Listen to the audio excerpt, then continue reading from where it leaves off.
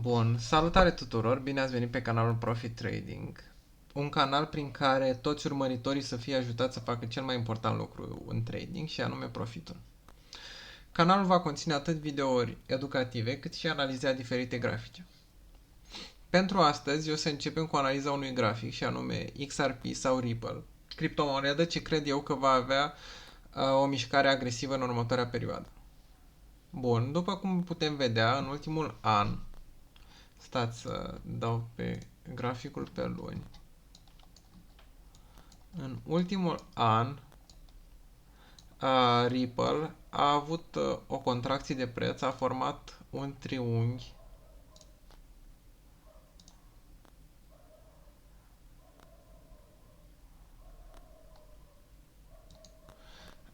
a format un triunghi, ceea ce sugerează că prețul lui a fost într-o contracție și după cum puteți vedea, acest triunghi se tot micșorează, la un moment dat va trebui să aibă un breakout. Ori în sus, ori în jos. Personal cred că va fi în sus, deci va crește. Dacă ne uităm, triunghiul se întinde pe 456 de zile din aprilie anul trecut și teoretic laturile lui se vor uni în jurul datei de 1 iulie, ceva de genul acesta. Iar statistic, triunghiurile acestea au tendința să facă un breakout în jurul la 75-80% din perioadă. Momentan suntem la 334, 456, deci avem 334 ori 100 împărțit la 456, 73%. Momentan suntem undeva în jurul valorii de 73%. Deci, statistic, între 75 și 80% va fi perioada de breakout.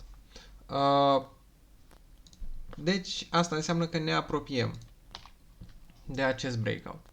Personal, cred că breakout-ul va fi în sus. Desigur, el poate fi și în jos, dar ținând cont de acumularea care a fost aici, sunt șanse mult mai mari ca acesta să fie în sus. Sigur, totul depinde și de Bitcoin ce va face. Uitându-ne mai îndeaproape pe graficul pe săptămână, hop, nu asta, așa, putem vedea că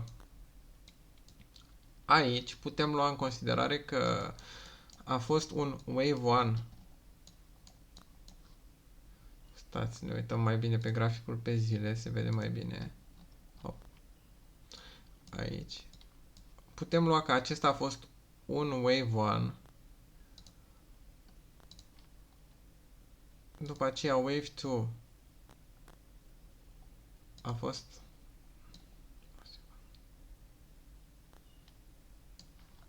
Wave 2 a fost aici. Retrace a fost destul de mare, 0,786, dar încă este ok, deoarece nu a depășit minimul wave al lui, așa că aceasta este una din regulile teoriei lui Elliot.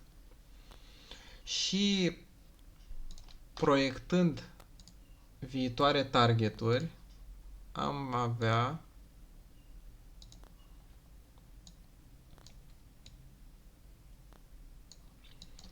un Wave 3 care urmează să ajungă în jurul valorii de 1.20, 1.22 pe aici.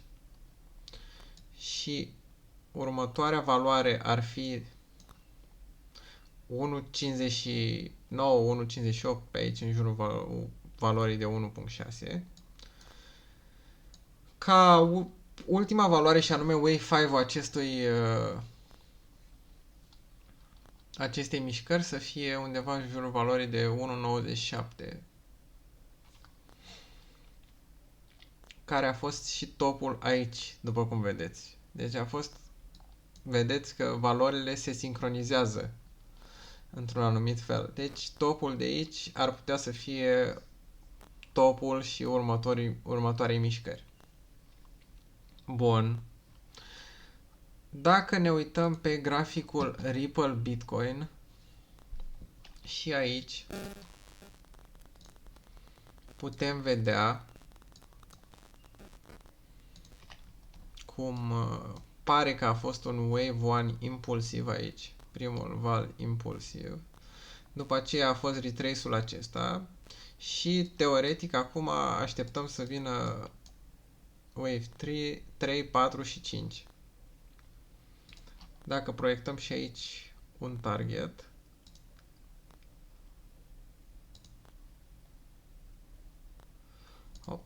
avem Wave 3 care ar veni undeva în jurul valorii de 6577 și Wave 5 teoretic ar veni în jurul valorii de 12955.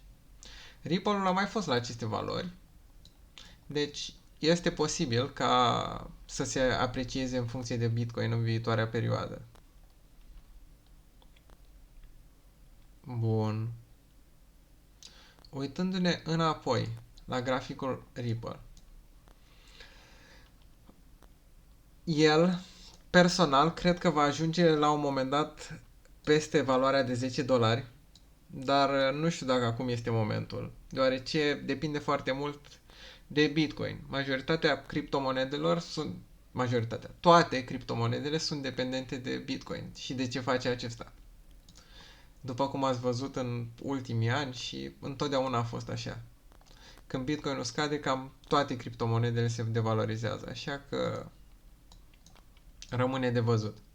Dar dacă proiectăm ca acesta ca fiind Wave 1-ul acesta din 2018, când a avut creșterea aceea până la 3,37 și tot acest retrace a fost al doilea val, dacă vă uitați, ar putea să fie și cu o perioadă foarte lungă de acumulare aici, ce s-a produs din, să zicem, din aprilie 2018 până în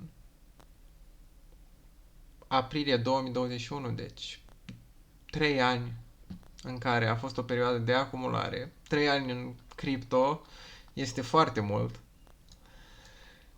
Ar putea să aibă o creștere. Totul depinde, v-am zis, ce face Bitcoin. Dacă proiectăm niște valori, ar fi undeva, prima valoare ar fi în jurul valorii de 5 dolari, următoarea în jurul valorii de 8 dolari aici și targetul care vă ziceam că ar fi peste 10 dolari ar fi undeva în jurul valorii de 11,4, 11,9. Diferențele acestea între targeturile care le-am pus și cele care le fac acum sunt din cauza că am folosit magnetul data trecută și care arată valorile mai exacte. Bun. Cam atât pentru astăzi. Bine, ca Ripple să ajungă la această valoare și Bitcoin-ul trebuie să crească, trebuie să ajungă în jurul valorii de 100.000 sau ceva de genul acesta. Momentan nu știu dacă va crește în jurul acelei valori, dar rămâne de văzut. De obicei, oricum, graficele arată următoarea mișcare și la Ripple nu știu dacă va ajunge peste 10 dolari, dar o mișcare destul de mare și cu un profit destul de bun se anunță. Dacă, desigur, mișcarea va fi în sus.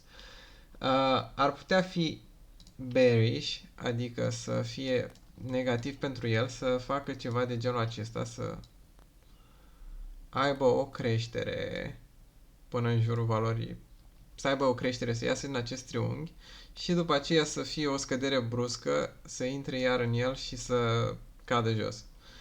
Asta, desigur, ar fi foarte rău pentru Ripple și asta ar însemna că Bitcoin-ul probabil a căzut, dar momentan nu cred că se pune problema. Bun, cam atât am avut de spus pentru astăzi. O să încerc să postez cât de des pot conținut. Dacă v-a plăcut analiza, puteți da un like și subscribe. Până data viitoare, spor la făcut bani!